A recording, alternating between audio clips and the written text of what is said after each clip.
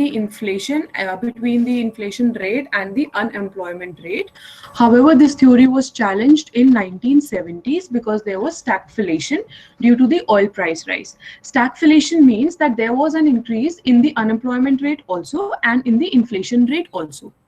Apart from this 1970s contradiction, there are few other contradictions which is associated with this Phillips curve.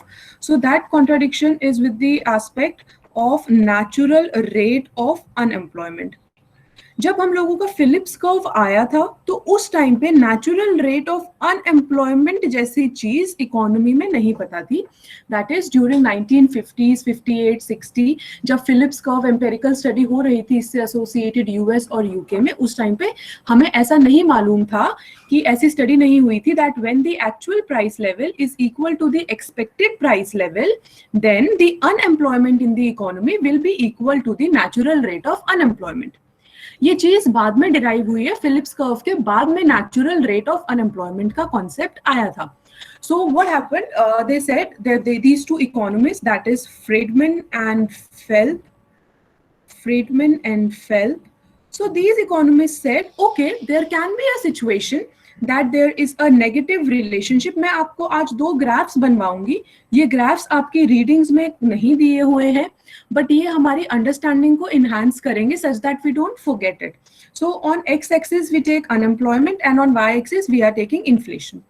So Friedman and Phelps said कि ठीक है, ऐसा हो सकता है कि इनवर्स रिलेशनशिप एग्जिस्ट करे, हमारा फिलिप्स कर्व एग्जिस्ट कर सकता है, पर ये मतलब नहीं है कि हम लोग हाई रेट ऑफ इन्फ्लेशन के चलते हुए अनएम्प्लॉयमेंट को हमेशा ही लो लेवल पे सस्टेन कर पाएंगे, हमेशा ही लोअर लेवल पे सस्टेन कर पाएंगे. This can not go on for ever. अब ये जो हमने फिलिप्स कर्व ड्रॉ किया है, इसका तो ये मतलब है कि अगर हमारे जो सोशल प्लानर्स हैं या जो पब्लिक पॉलिसी में अपना क्रिएट कर रहे हैं, पॉलिसीज प्रोग्राम्स डेवलप कर रहे हैं, अगर उनको अनएम्प्लॉयमेंट रेट सपोज इस लेवल पे रखना है तो ये तो बहुत इजी है ना कि फिलिप्स कर्व के अकॉर्डिंग हम लोग इन्फ्लेशन रेट हाई लेवल पे मेंटेन करें.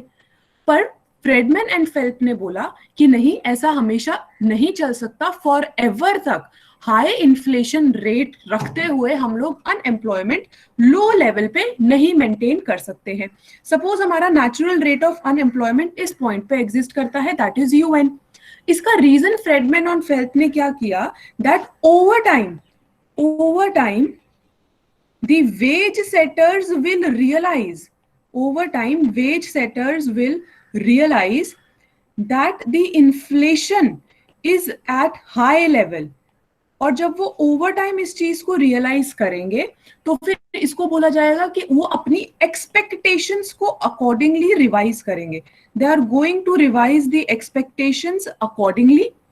एंड इन टर्न जब एक्सपेक्टेशंस अकॉर्डिंगली रिवाइज होंगी और वो और ज्यादा अपने प्राइसेस को, अपने वेजेस को हायर वेजेस डिमांड करेंगे तो प्रोडक्शन कॉस्ट इंक्रीज होएगा फर्म्स का, वो वेज प्राइस स्पाइरल कंटिन्यू होएगा, जिसकी वजह से फर्म्स को लगेगा ठीक है प्रोडक्शन कॉस्ट तो लग ही रहा है ज्यादा, तो एक काम करते हैं हम आउटपुट इंक्रीज कर देते हैं. माइक्रो में again this explanation is not given in your readings. Micro में आपने इकोनॉमीज ऑफ स्केल पढ़ा होगा.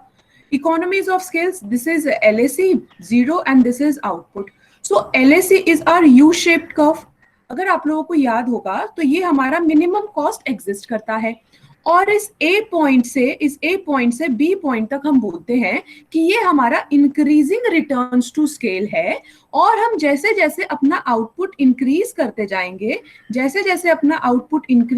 जाएंगे हमारा कॉस्ट रिड्यूस होता जाएगा और इसको बोला जाता है economies of scale. I hope you guys remember this. तो जब हाई इन्फ्लेशन एग्जिस्ट करेगा और ये वेज सेटर्स अपनी एक्सपेक्टेशंस को रिवाइज करेंगे, इन टर्न अपने वेजेस को ज्यादा डिमांड करेंगे, हायर डिमांड करेंगे, तो फर्म्स को भी लगेगा कि ठीक है हम अपना आउटपुट इंक्रीज करते हैं ताकि हमारी कॉस्ट रिड्यूस हो सके, ताकि हमारी पर यूनिट कॉस्ट रिड्यूस हो सके, जिसकी वजह से हमारा अनएम्प्लॉयमेंट वापस से नेचुरल रेट ऑफ अनएम्प्लॉयमेंट पे पहुंच जाएगा. और अगर हम फिलिप्स कर्व के अकॉर्डिंग भी देखें तो हम लोगों का यहाँ पे दिस अगर हमारा इन्फ्लेशन रेट कम हो जाएगा तो हमारा अनएम्प्लॉयमेंट इंक्रीज हो जाएगा. So if this was pi t1, then in the next time period pi t2, when the wage setters will revise their expectations, then this will lead to UN, natural rate of unemployment. So this diagram is not given in your books, and this explanation also of LAC and economies of scale is not given in your books. But since now we have studied micro, macro, and all the different types of market, so we know how things function, and we can easily understand a concept with the help of understanding the dynamic effects of a particular phenomenon. मैं एक और चीज आपको explain करना चाहती हूँ कि जब भी हम बोलते हैं कि हमारा दो तरह की एक्सपेक्टेशंस होती हैं. एक होता है adaptive expectations, one is adaptive expectations and one is rational expectations. Adaptive expectations का मतलब होता है कि जब ओवर टाइम कुछ चेंजेस हो रहे हैं और उन चेंजेस को ऑब्जर्व करके वेज सेटर्स, या हम किसी भी पार्टी के बारे में बात कर सकते हैं, यहाँ पे वेज सेटर्स की बात हो रही है, तो वो देखेंगे कि इन्फ्लेशन रेट इंक्रीज हो रहा है. इस चीज को ऑब्जर्व करने में उनको टाइम लगेगा और उसके बाद वो अपनी एक्सपेक्टेशंस को रिवाइज करेंगे. रैशनल एक्सपेक्टेशंस होती हैं जब हमारा किसी भी तरह की, जो भी पार्टी यहाँ पे वेज सेटर्स किसी भी तरह की गलती नहीं करते हैं अपनी एक्सपेक्टेशंस को फॉर्म करते हुए. मतलब उनके पास परफेक्ट इंफॉर्मेशन है कि हमारा अगर इन्फ्लेशन रेट 2% से इंक्रीज करेगा इस साल में, तो हमारा जो डिमांड इन वेजेस है वो भी 2% से इंक्रीज करना चाहिए. पर फ्रीडमैन और फेल्प ने यही चीज बोली कि फिलिप्स कर्व हमारा रैशनल एक्सपेक्टेशंस के ऊपर बेस्ड है, कि एकदम से ये लोग रिवाइज कर लेंगे और हम लोग अपना अनएम्प्लॉयमेंट को रिड्यूस कर लेंगे. पर फ्रीडमैन और फेल्प ने बोला कि over the time period wage setters को रियलाइज होने लग जाएगा कि हमारी इन्फ्लेशन रेट बहुत ज्यादा हाई लेवल पे है, पाई टी पे है, जिसकी वजह से वो अपनी एक्सपेक्टेशंस को रिवाइज करेंगे और हमारा अनएम्प्लॉयमेंट इंक्रीज कर जाएगा. अब अगर इक्विलिब्रियम में जहां पे फर्म्स ने ऑलरेडी अपना जो कॉस्ट है या ऑलरेडी जो अपना आउटपुट है वो इस तरीके से किया हुआ है कि वो अपनी मिनिमम कॉस्ट पे ही प्रोड्यूस कर पा रहे हैं, तो जब भी हमारा वेज डिमांड इंक्रीज होएगा जिसकी वजह से वो चाहते हुए भी अपने आउटपुट को इंक्रीज नहीं कर पाएंगे, वो डिक्रीजिंग रिटर्न्स टू स्केल पे कोई भी फर्म ऑपरेट नहीं करना चाहेगी. तो जब भी उनका कॉस्ट इंक्रीज होता है, हमें पता है जब भी रियल वेजेस की डिमांड इंक्रीज होती है तो फर्म्स फिर वर्कर्स को ले ऑफ करना स्टार्ट कर देती है, जिसकी वजह से अनएम्प्लॉयमेंट इंक्रीज हो जाता है. These are the reasons which Friedman gave. These are the reasons which was given by the Friedman. मैं एक बार आप इसको लिखना चाहो लिख लो, मैं एक बार दोबारा से सारी चीज रिपीट कर देती हूँ. So initially the Friedman and Phelps said that the explanation of natural rate of output is very closely associated with the explanation of Phillips curve is very closely related with this natural rate of unemployment. And Phillips curve relation implies that if policymakers are willing to maintain a lower level of unemployment, then they can accept higher level of inflation. But Friedman and Phelps said that this cannot continue forever, because over time workers will realize that the inflation rate is at a higher level, and they will revise their expectations accordingly, and they are going to increase the demand for the wages. If the firms are not in a position to increase their output, as this will mean that they are operating on the decreasing side, then in this case with the increase in the wages, again third diagram हमने पढ़ा है कि अगर हमारी wages increase हो जाती है तो हमारा, या प्राइस रॉ मटेरियल्स का इंक्रीज हो जाता है, तो हमारा एएस कर्व लेफ्टवर्ड शिफ्ट हो जाता है, अपवर्ड शिफ्ट हो जाता है. This is AS1, AS2, this is AD, as a result of which हमारा आउटपुट रिड्यूस हो जाता है. और जब हमारा आउटपुट रिड्यूस होएगा तो वर्कर्स ले ऑफ होएंगे, and thus the unemployment will get back to the natural rate of unemployment. So Friedman and Phelps said that thus this trade-off, you can write this down. Friedman and Phelps said that this trade-off between the inflation rate and the unemployment rate does not exist in the medium run, that is, it does not exist when the unemployment comes back to the natural rate of unemployment. तो इन्होंने बोला कि medium run में जब unemployment natural rate of unemployment पे पहुंच जाएगी, उसके बाद ये ट्रेड ऑफ एग्जिस्ट नहीं करेगा मीडियम रन में.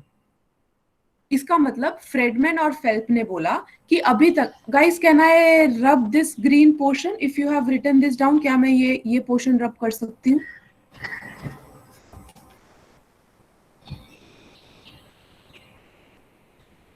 Can I rub this portion? All right. So I'll just draw the diagram जो फ्रेडमैन और फेल्प ने बोला. अगर आप एग्जाम में बना के भी आ जाओगे तो कोई प्रॉब्लम नहीं है, बट इतना ध्यान में रखना कि थियोरिटिकली भी इसको एक्सप्लेन करना जरूरी है. So ये हमारा जो say this is our first diagram. So this first diagram is showing that there is an inverse relationship. Now Friedman and Phelps said that in the long run there does not exist any type of inverse relationship between the natural rate of unemployment and the inflation level. तो फिर हमारा curve कैसा हो जाएगा जब हमारी कोई relationship exist ही नहीं करती है? अगर क्विकली गाइस प्लीज रिप्लाई. अगर हमारा एक्स एक्सिस पे अनएम्प्लॉयमेंट रेट लिया है, वाई एक्सिस पे इन्फ्लेशन रेट लिया है, और फ्रेडमैन एंड फेल्प बोल रहे हैं कि किसी भी तरह का ट्रेड ऑफ एग्जिस्ट नहीं करता है at the natural rate of unemployment, so what will be the curve like?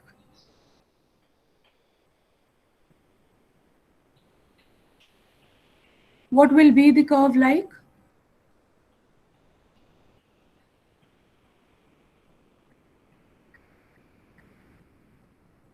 Horizontal after UN. So Nipun, you are saying like, oh wait, you are saying like this? इसमें तो हमारा inflation rate constant हो गया, unemployment तो बढ़ता जा रहा है.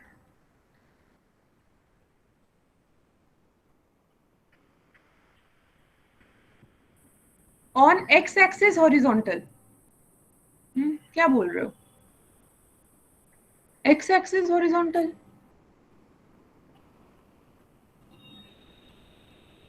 हम ये बोल रहे हैं कि हमारे जो भी चेंजेस हो वाई एक्सिस पे, एक्स एक्सिस पे किसी भी तरह का चेंज नहीं आएगा.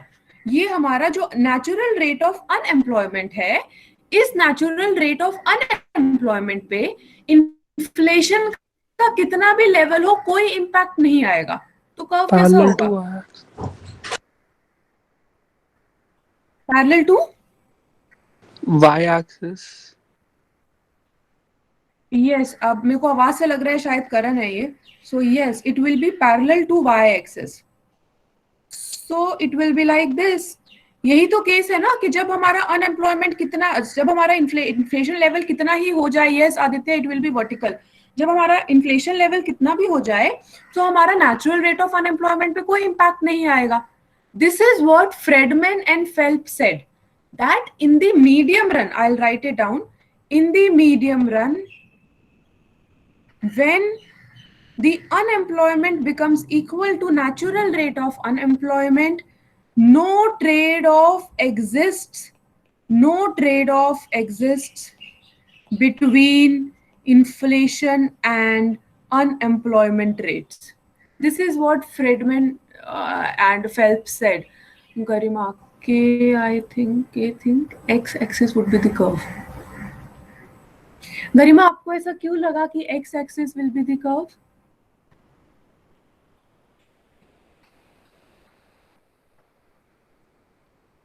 So now we can clearly remember with the help of the diagrams wherein Phillips curve said that there is an inverse relationship between the inflation rate and the unemployment rate, and this inverse relationship will keep on happening.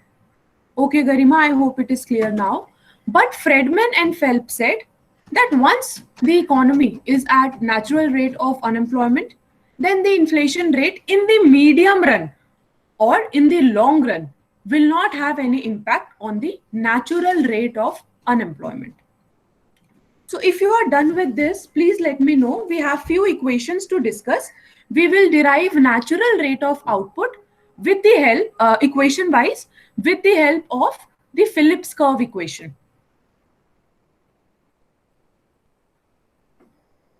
Let me know when you are done with this.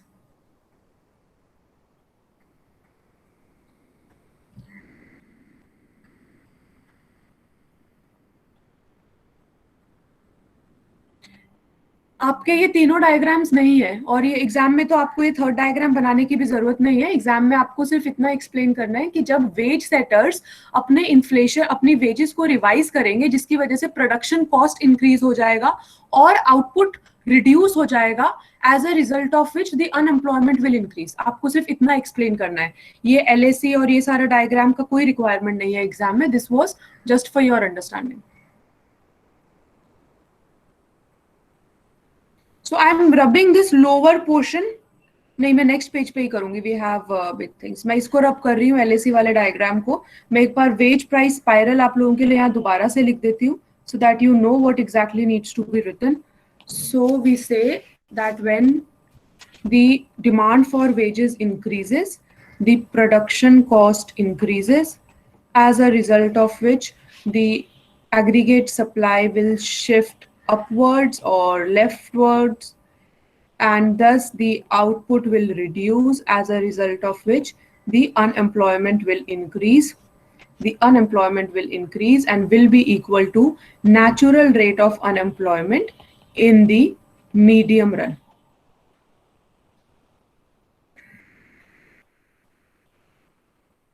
So this is wage price spiral.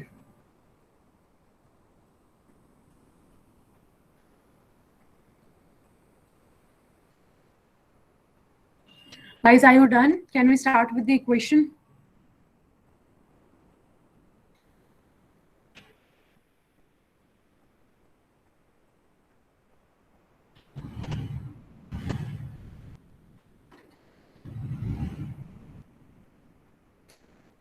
Can we start with the equation, guys, if you are done writing everything? Okay.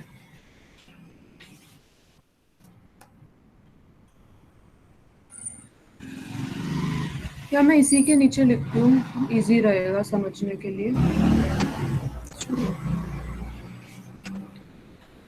हमने जो last unit में discuss किया था उसमें हमने बोला था that when the actual price level is equal to expected price level, the unemployment rate,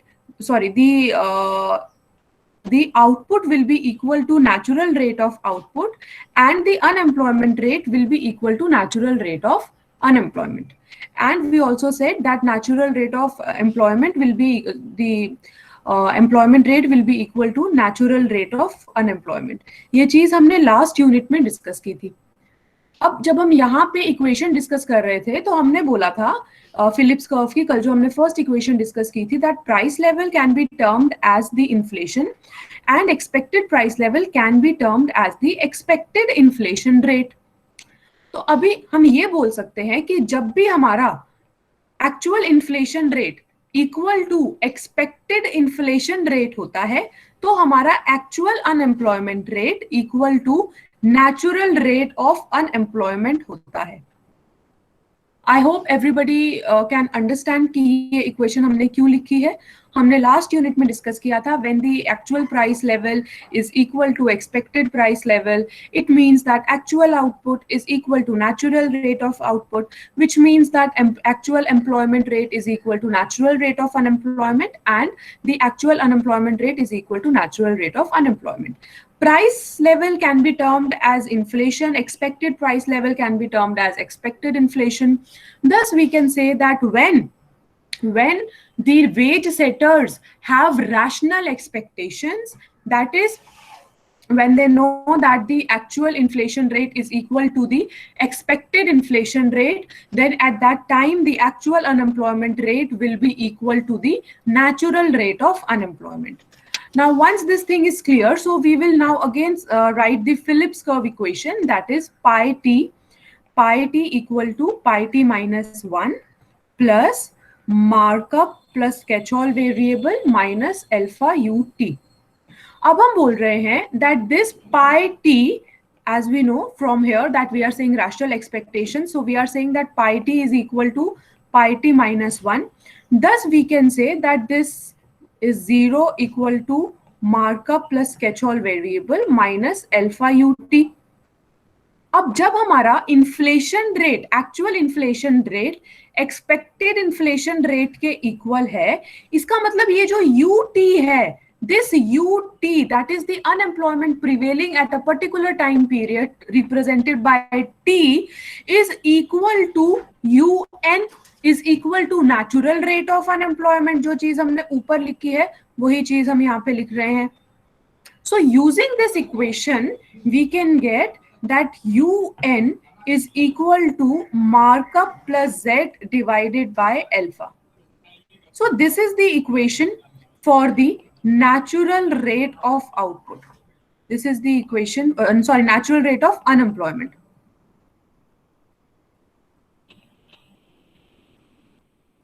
So natural rate of unemployment depends upon the markup, depends upon the catch-all variable, and it depends upon this alpha, wherein this alpha represents the impact of the unemployment rate on the inflation rate.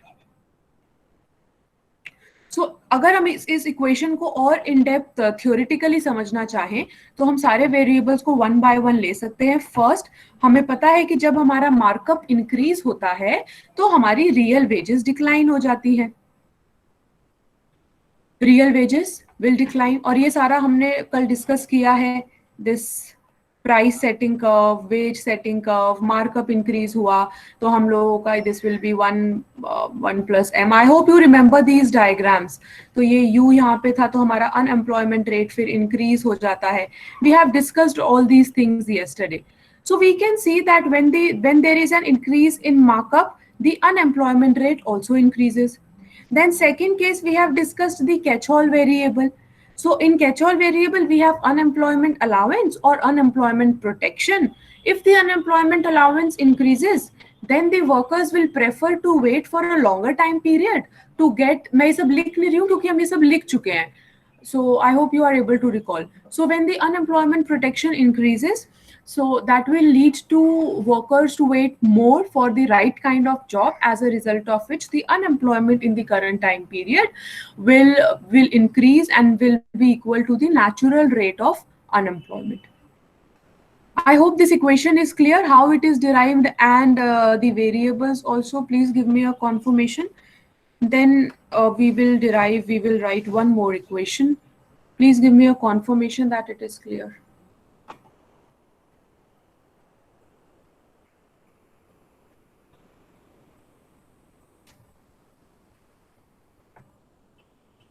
Yes, all right.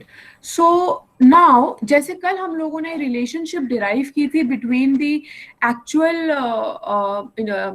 actual inflation, expected inflation, and the unemployment. So today we are going to derive the relationship. कल हमारा सिर्फ unemployment था. Today it will be about relation between expected inflation, actual inflation, and natural rate of unemployment. अब हम इसके perspective से equation को derive करेंगे. So we know that pi T is equal to pi E T plus markup plus catch-all variable minus alpha ut.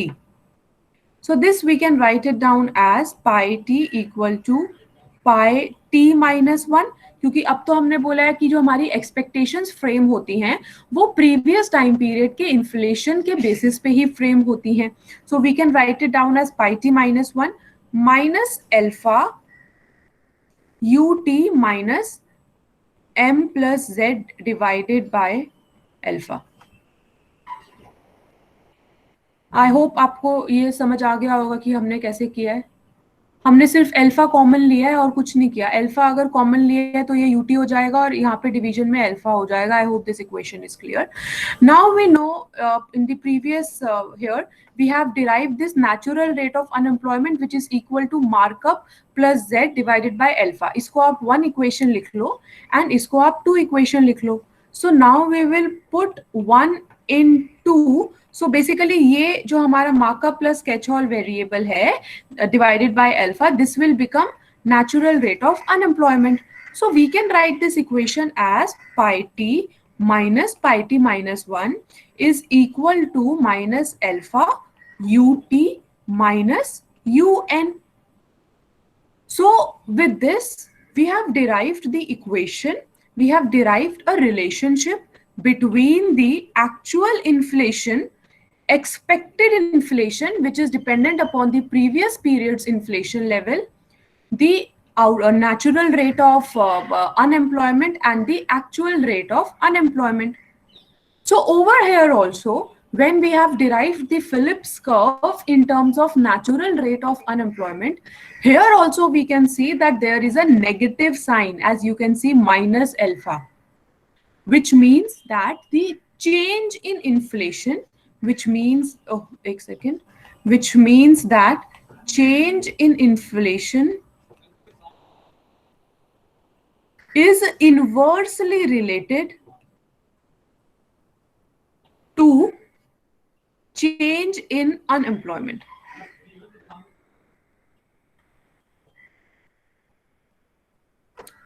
इस equation से हम दो चीजें इंप्लाई कर सकते हैं.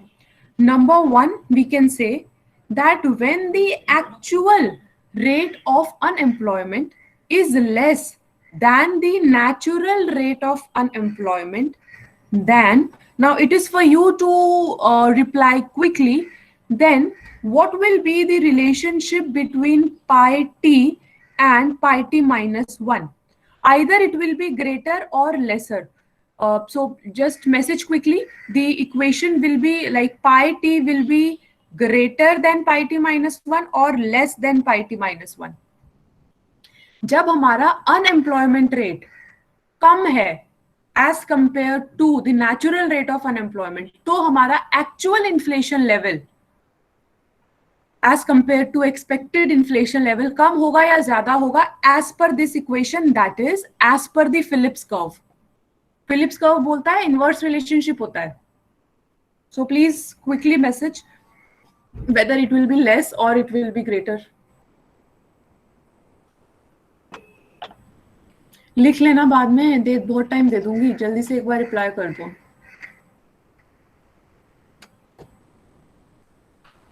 गरिमा, Marvi, Diva, Himanshu, Yash, Karan, Nipun, guys, are you able to follow what we are doing? Is there any problem? You guys generally don't take this much time to reply. Yes, Diva, it will be greater. Yeah. All right. So it will be pi t will be greater. Okay, Aditya. So yeah, it will be greater. So Phillips curve हमको यही चीज बोलता है. On the other hand, अगर हम इसको theoretically समझें, मैं सेम चीजें हम एक्सप्लेन कर चुके हैं. theoretically मतलब कि जब हमारा अनएम्प्लॉयमेंट रेट कम है, इसका मतलब बहुत ज्यादा लोग एम्प्लॉयड है. बहुत ज्यादा लोग एम्प्लॉयड हैं तो नेचुरली वो डिमांड भी ज्यादा करेंगे. डिमांड ज्यादा करेंगे तो प्राइस लेवल इंक्रीज हो जाएगा. So this is the relationship which this equation is also telling. On the other hand, when ut is greater than natural rate of unemployment, then this pi t will become less than pi t minus 1. So from this equation we can infer these two things.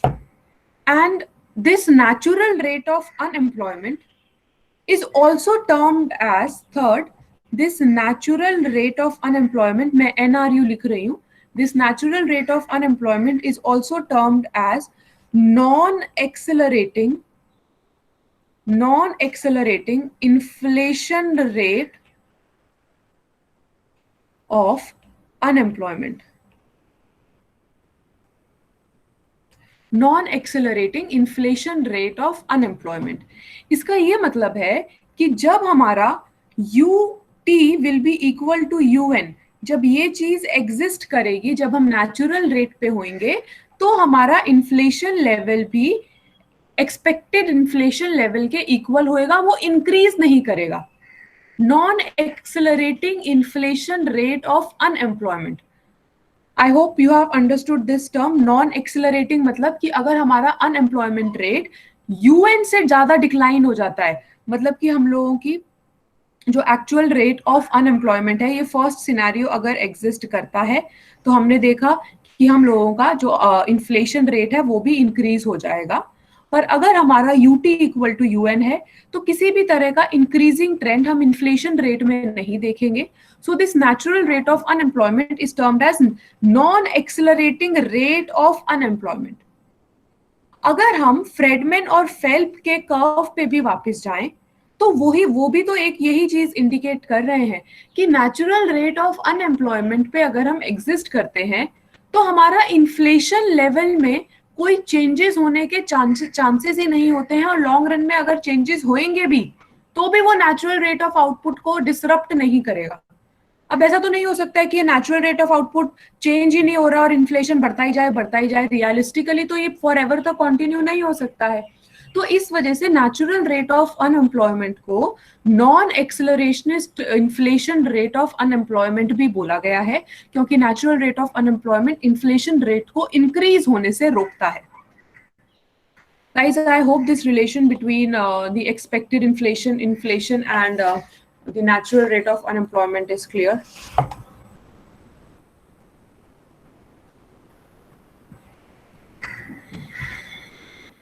Okay. We have one more topic which involves around 4 to 5 equations and we have 20 minutes. So I'll tell you, you have two options. Quickly bata dena. First option is to finish off this chapter today by doing those equations. Second option is that we have two case studies to do in this chapter. Those two case studies are associated with European unemployment and US unemployment, जिसमें से हम आज एक ही case study कर पाएंगे given the time constraint. Tomorrow, what we can do is we can do the remaining equation and one case study. So your first option for today is to finish this chapter by doing the equations only and discuss both the case studies tomorrow. Second option is to discuss one case study today and the equations and one case study tomorrow. What do you want, one or two? Quickly. Case study? Okay.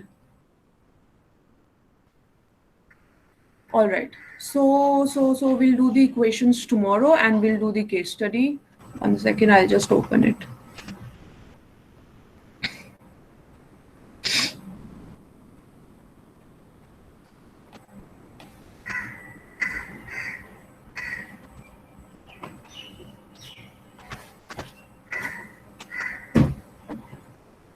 Yeah, so it talks about what explains the European unemployment.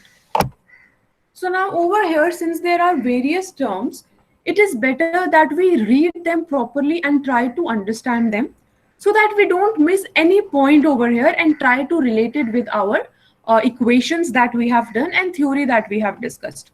So what do critics have in mind when they talk about the labor market rigidities afflicting Europe?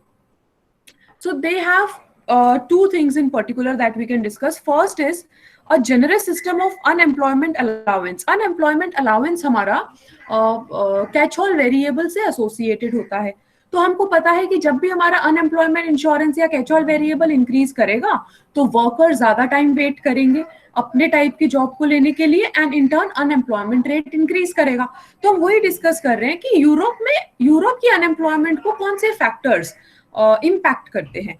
So first they talk about this unemployment insurance, the replacement rate, that is the ratio of unemployment benefits to the after tax wage, is often high in Europe, and the duration of benefits, that is the period for which the unemployed are entitled to receive benefits, often runs in years. अब आप सोचो कि हमारे पास भी अगर 1 साल या 2 साल या 3 साल का टाइम हो जहां पे हमें अनएम्प्लॉयमेंट अलाउंस भी मिल रहा है और हम अपना साइड बाय साइड जॉब भी देख रहे हैं और अपना कुछ वैल्यू एडिशन भी कर रहे हैं बाय से doing a course in data analytics और a short time period course, तो वो हमारे लिए भी कितनी ज्यादा अपॉर्चुनिटीज को ओपन कर देगा। Now people who are yet not decided regarding their presentation topics, you can discuss on this aspect of unemployment insurance or allowance.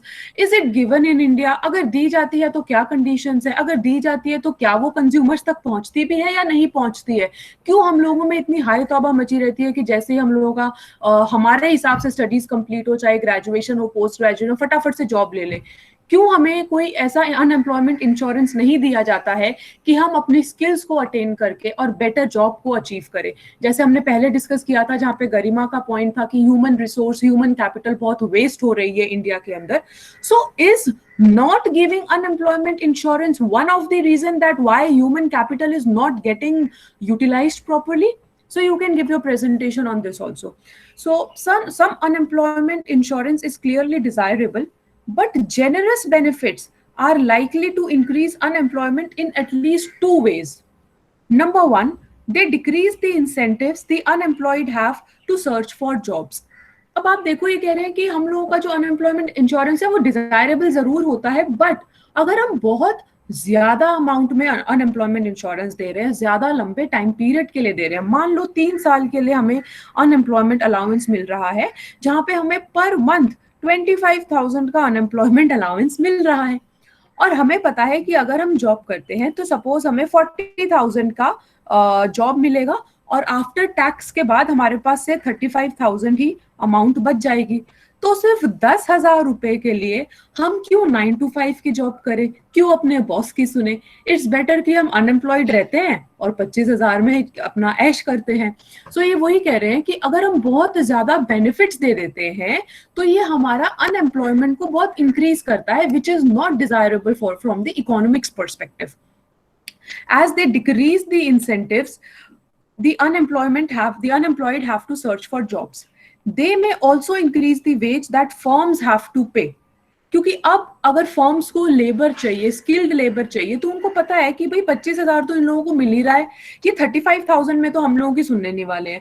और हमने एफिशिएंसी वेज थ्योरी भी पढ़ा था, आप लोगों को याद होगा, जिसमें हमने हेनरी फोर्ड का एग्जांपल केस स्टडी डिस्कस की थी, जहां हमने कहा था कि अगर हमारे एफिशिएंसी इंक्रीज करने के लिए बहुत सारी फर्म्स हैं जो हायर वेजेस प्रोवाइड करती हैं, तो फिर फॉर्म्स को भी अगर स्किल्ड वर्कर्स चाहिए, एफिशिएंट वर्कर्स चाहिए, जो बात बात पे रेजिग्नेशन देने की धमकी ना दे क्योंकि उनके पास अनएम्प्लॉयमेंट अलाउंस है, तो वो 35,000 से ज्यादा उनको अपना वेजेस इंक्रीज, 40,000 अगर वो पे कर रहे हैं तो उनको सपोज 60,000 या 70,000 वेजेस पे करने पड़ेंगे. सो जब भी अनएम्प्लॉयमेंट इंश्योरेंस बहुत ज्यादा हो जाता है तो फर्म्स को भी ज्यादा वेजेस पे करने पड़ते हैं, और वर्कर्स को भी इतना एंथुजियाज्म नहीं रहता कि वो जॉब ढूंढे. So recall our discussion, they have pointed the same thing of efficiency wages in chapter 6. The higher unemployment benefits are, the higher the wages firms have to pay in order to motivate and keep workers. Second reason that they have pointed out is that a high degree of employment protection. By employment protection, economists have in mind the set of rules that increases the cost of layoffs for firms. These range from high severance payments to the need for firms to justify the layoffs, to the possibility for workers to appeal the decision and have it reversed. तो ये बोल रहे हैं कि जो firms के perspective से भी क्या होता है कि ले ऑफ की कॉस्ट बहुत ज्यादा इंक्रीज हो जाती है. कॉस्ट का एस्पेक्ट भी हमने डिस्कस किया था, क्योंकि ऑन द जॉब ट्रेनिंग के लिए भी फर्म्स को कॉस्ट इनकर करनी पड़ती है, ट्रेनर्स हायर करने पड़ते हैं. अगर 1 महीने की भी ट्रेनिंग है तो वो 1 महीने के लिए आप उस एम्प्लॉय को अगर 40,000 रुपए भी दे रहे हो, पर वो आपकी कंपनी के लिए किसी भी तरह का प्रोडक्टिव आउटपुट नहीं कर रहा है जब तक कि उनकी ट्रेनिंग चल रही है. इसमें हमने ये भी डिस्कस किया था, इसी वजह से कुछ कंपनीज कुछ कैंडिडेट्स को ब्लैकलिस्ट कर देती हैं कि ये ट्रेनिंग लेके यहाँ से चले गए, हमारा कॉस्ट इंक्रीज हो गया. मैं आपको एक और एग्जांपल इसका देती हूँ कि जब अभी लास्ट टू लास्ट ईयर बहुत डिस्कशन हो रहा था कि इंडिया का अनएम्प्लॉयमेंट बहुत इंक्रीज हो गया है. सो उस टाइम पे जापान में भी ऐसा ही हो रहा था, and most of the developed countries वो also facing the same thing. And if I am able to recall correctly, Norway के अंदर अनएम्प्लॉयमेंट बहुत ज्यादा इंक्रीज नहीं हो रहा था, despite the fact that their GDP was reducing. And the reason for this was that the government said that your layoffs should be justified, and अगर आप उनको ले ऑफ कर रहे हो तो फिर आपको उनको 1 साल का सैलरी देना पड़ेगा, जिसकी वजह से फर्म्स अगर ले ऑफ करेंगी तो उनका कॉस्ट इंक्रीज होएगा. Why would any firm lay off a worker by giving him 1 year of salary at one go? So this is how these employment protection and various policies and programs are used in order to keep the unemployment at lower levels. The purpose of employment protection is to decrease layoffs and thus to protect the workers from the risk of unemployment. तो ये जो employment protection भी हमें generous employment protection या high rate employment protection दिया जाता है, ये इसी वजह से दिया जाता है ताकि अनएम्प्लॉयमेंट बहुत ज्यादा डिक्लाइन ना हो। क्योंकि अगर अनएम्प्लॉयमेंट बहुत ज्यादा डिक्लाइन हो जाती है तो इसका मतलब अगर अनएम्प्लॉयमेंट बहुत ज्यादा इंक्रीज हो जाती है, इसका मतलब हमारा आउटपुट रिड्यूस हो रहा है और हमारी जीडीपी रिड्यूस हो रही है। तो ये एम्प्लॉयमेंट प्रोटेक्शन एक तरीका है ये इंश्योर करने का कि हमारा अनएम्प्लॉयमेंट बहुत ज्यादा इंक्रीज ना हो, सोशल वेलफेयर बहुत ज्यादा डिक्रीज ना हो और हमारा आउटपुट डिक्रीज ना हो। आप सोचो वो जो नॉर्वे वाला एग्जांपल था जहां पे अगर फर्म्स ले ऑफ कर देती तो उनका तो आउटपुट रिड्यूस हो जाता, पर अब फर्म्स को ऐसा लगेगा कि हम 1 साल के पैसे भी दे रहे हैं, इससे अच्छा तो इनसे हम लोग अपनी प्रोडक्टिव एक्टिविटी करा लेते हैं, जिसकी वजह से जो आउटपुट डिक्लाइन होना चाहिए था वो आउटपुट डिक्लाइन नहीं होगा। तो high rates of employment protection और unemployment allowance is given in order to maintain all these aspects of economics at the equilibrium level and to avoid any kind of adverse impact. आपको याद होगा अभी Covid के time पे भी government ने कहा था कि 3 महीने के लिए या आई डोंट नो 2 महीने के लिए कोई प्राइवेट कंपनी भी किसी वर्कर को ले ऑफ नहीं कर सकती है एंड सैलरीज भी डिडक्ट नहीं कर सकती है। This is what it was said. I don't know how far it was justified या how strictly it was laid upon, but as far as I remember 2-3 महीने तक तो ठीक है प्राइवेट सेक्टर के अंदर सैलरी डिडक्ट नहीं हुई, बट उसके बाद डेफिनेटली हुई है, अनएम्प्लॉयमेंट डेफिनेटली इंक्रीज किया है। सो अब गवर्नमेंट भी किस हद तक कंट्रोल कर सकती है वो डिपेंड करता है। Now what it also does however is to increase the cost of labour for firms and thus to reduce the hires and make it harder for the unemployed to get the jobs. The evidence suggests that while employment protection does not necessarily increase unemployment, but it changes its nature. Changes its nature in terms of the flows in and out of unemployment decreases. Okay, Madhav, we'll discuss about that also. We will discuss about that. So the evidence suggests that while the unemployment protection, हमने बोला है natural rate of unemployment हमारा ऐसा rate of unemployment है जो कि natural rate of output पे भी exist करता है, and we stated few reasons for the same, and those reasons were the constant flow in and out of the labor market. और वो जो constant flow in and out of the labor market होता है वो इसीलिए होता है when people are searching for their jobs, when there are seasonal jobs, when there are cyclical jobs. तो जब अगर हम लोग employment protection दे रहे हैं जिसकी वजह से ना तो लोग easily अपनी नौकरी को छोड़ना चाहेंगे, ना ही firms उनको lay off करना चाहेगी, तो इस मेथड को यूज करके हम नेचुरल रेट ऑफ अनएम्प्लॉयमेंट को रिड्यूस कर सकते हैं। But the average duration of unemployment increases. Average duration तो डेफिनेटली इंक्रीज करेगी क्योंकि जो अनएम्प्लॉयड है उनको अनएम्प्लॉयमेंट अलाउंस अच्छा खासा मिल रहा है, वो जब तक अनएम्प्लॉयड रहेंगे जब तक कि उनको अपनी टाइप की सर्विस नहीं मिल जाती है। Such long duration increases the risk that the unemployment lose skills and morale, decreasing their employability. Well, right now, I somehow don't agree with this line. That's अगर हम लोग लंबे टाइम पीरियड के लिए अनएम्प्लॉयड हैं तो हमारी स्किल्स लूज हो जाएंगी। इसका एक रीजन है, मैंने I am reading this book Homo Deus करके, it is a good book. It talks about the future that will be having, where in it is said कि पहले क्या होता था कि अगर हम लोग अपडेटेड नहीं होते थे टेक्नोलॉजीज के साथ या न्यू चेंजेस के साथ तो we are at the losing end. अब क्या हो गया है कि इतनी जल्दी जल्दी चीजें चेंज हो रही हैं, one day it is something, other day it is something else, तो मतलब it has become more difficult to be updated with the skills और विद द चेंजेस। जैसे अभी आर्टिफिशियल इंटेलिजेंस आएगा जब और ज्यादा ये कंपटीशन बढ़ जाएगा, तो पहले एडवर्स इंपैक्ट इस चीज से होता था कि हम अपडेट नहीं करते थे अपनी टेक्नोलॉजी को, और अब एडवर्स इंपैक्ट इस चीज से होगा कि टेक्नोलॉजी बहुत रैपिडली इंक्रीज कर रही है जिसकी वजह से हमें स्किल्स भी अपडेट करनी पड़ेंगी। Like we were teaching on board, now we are comfortable and confident teaching online also, same for students. तो इस चीज के लिए मैं इतना अग्री अभी तो नहीं करूंगी, पर अगर हम कोई ऐसी जॉब देखते हैं जिसके अंदर पुरानी स्किल्स की भी रिक्वायरमेंट है, then yes, long duration increases the risk that the unemployed lose skills and morale. For example teaching, if I am not teaching say for an year regarding economics, then I might get some concepts will get hazy or something. Then from that perspective this line is also true. Then minimum wages, next point that they talk about is minimum wages. Most European countries have national minimum wages, And in some countries, the ratio of the minimum wage to the median wage can be quite high. High minimum wages clearly run the risk of decreasing employment for the least skilled workers and thus increasing their unemployment rate. Associated with this, what do you think about the minimum wages in India? Minimum wages पहले state to state differ करते थे, अगर आपको मालूम होगा तो, and now those minimum wages I think that they are maintained at the national level. तो कोई इस स्टडी को अगर इंडिया के पर्सपेक्टिव से करना चाहे तो आप इंडिया के पर्सपेक्टिव से भी स्टडी को कर सकते हो. तो क्या जो हमने ये national minimum wages concept adopt किया है, क्या ये हमारा डिफरेंट इम्पैक्ट डाल रहा है फ्रॉम स्टेट टू स्टेट, या सारे स्टेट्स में एक ही जैसा इम्पैक्ट डाल रहा है? जितना अभी सुनने में लगता है कि डिफरेंट इम्पैक्ट ही डाल रहा होगा, क्योंकि अलग अलग स्टेट्स में अलग अलग रिक्वायरमेंट्स, अलग अलग प्राइस लेवल भी प्रिवेल करता है. So you can consider this aspect also. Then the fourth aspect they talk about in Europe is bargaining rule. Now, in most European countries, labor contracts are subject to extension agreements. A contract agreed to by a subset of firms and unions can be automatically extended to all the firms in the sector.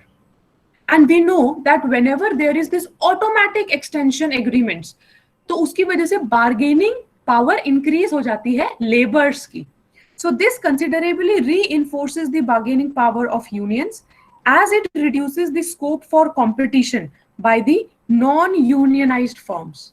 So as we saw in chapter 6, stronger bargaining power on the part of the unions may result in higher unemployment. Higher unemployment is needed to reconcile the demand for workers with the wages paid by the firms. तो जो यहाँ पे ये बोल रहे हैं कि इतना ज्यादा अनएम्प्लॉयमेंट क्यों एग्जिस्ट करता है, लंबे टाइम पीरियड के लिए अनएम्प्लॉयमेंट क्यों एग्जिस्ट करता है यूरोप में, उसके रीजंस इन्होंने दिए हैं. नंबर 1, अनएम्प्लॉयमेंट इंश्योरेंस बहुत ज्यादा है. अनएम्प्लॉयमेंट इंश्योरेंस ये लोग बहुत ज्यादा देते हैं. Unemployment insurance is too high. Number 2, they have listed that employment protection is too high. Number 3, they have listed that minimum wages बहुत ज्यादा है वहाँ पे, and bargaining rule बहुत ज्यादा है, जिसकी वजह से जो unemployment है वो लंबे टाइम पीरियड तक एग्जिस्ट करता है यूरोपियन कंट्रीज में. Guys, it's 9:27. Do you have another class at 9:30? Can we extend this class by 10 minutes? I want to finish this off, if that will be fine. Can we extend this class by 10 minutes? You have a class at 9:30. अरे यार. So ठीक है, we'll continue with this the causes we have discussed. All right. Madhav, जो आप कह रहे हो कि government of India has also changed labor laws few days back. अगर आप लोगों को टाइम मिले then please just look into this. Otherwise, Madhav will help us to understand this better tomorrow.